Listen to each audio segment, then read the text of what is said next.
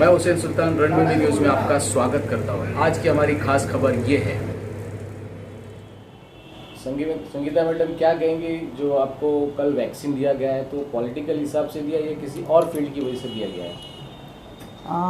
अभी जो गवर्नमेंट ने और अपने थाने म्यूनसिपल कॉरपोरेशन के तरफ से अंतर्गत जो वैक्सीन दिया जा रहा है लोगों को, तो मुझे एक कॉल आ गया और मुझे जो दिया गया वो फ्रंट लाइन वॉरियर्स के हिसाब से दिया गया as a medical health worker. क्योंकि अभी सबसे पहले तो हेल्थ वर्कर्स को दिया जा रहा है, जितने भी एमडी डॉक्टर्स हैं जो ट्रीट कर रहे हैं पेशेंट्स को, उनको दिया जा रहा है।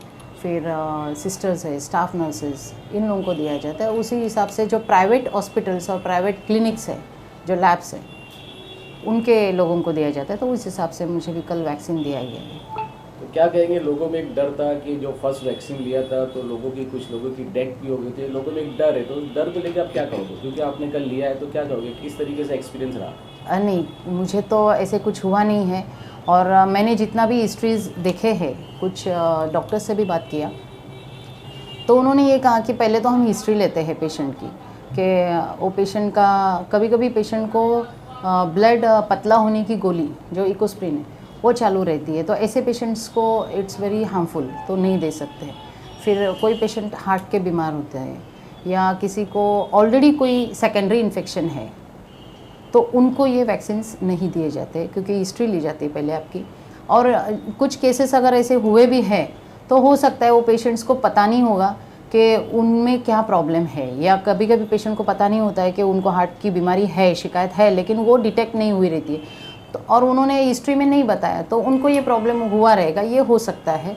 लेकिन ऐसा कोई प्रॉब्लम नहीं है। अभी मैंने कल लिया, फिर मैं आधा घंटा मुझे जब बिठाया गया तो I didn't feel anything wrong in that, कि मुझे चक्कर आना या ऐसा कुछ भी नहीं हुआ है। और माशाल्लाह आज भी मुझे कुछ भी नहीं हुआ है।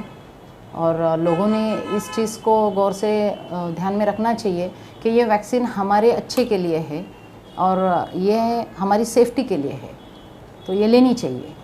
तो कहीं ना कहीं अभी जो देखा जा रहा है कि कोरोना बचा हुआ है, आज लोग उसका एहतियात नहीं कर रहे, तो इस ताल्लुक से क्या कहें? मैं तो ये कहूँगी कि लोगों ने ये नहीं सोचना चाहिए कि कोरोना ख़त्म हुआ है, क्योंकि वो रियली ख़त्म नहीं हुआ है। अभी हाल ही में पिछले हफ्ते तक मेरे एक सगे रिश्तेदार अभी भी वेंटिलेटर पे थे। फिर हमारे सीनियर कॉरपोरेटर राजन दादा साहब, उनके भाई का भी अभी जस्ट इंतकाल हुआ है, वो भी कोरोना से गए।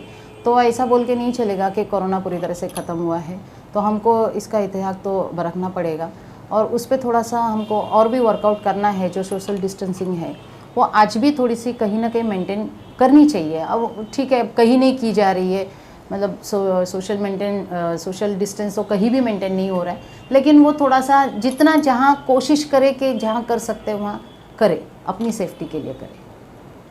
से जो हमने 26 जनवरी को माननीय आमदार हमारे राज्य के गृह निर्माण मंत्री डॉक्टर जितेंद्र आव्हाड साहब, सैयद अली भाई साहब, शानू भाई है, शमीम भाई है, राजन दादा है, अनीता किने, इन सब के मार्गदर्शन में हमने एक कैंप भी ऑर्गेनाइज़ किया था, जो मेडिकल कैंप था।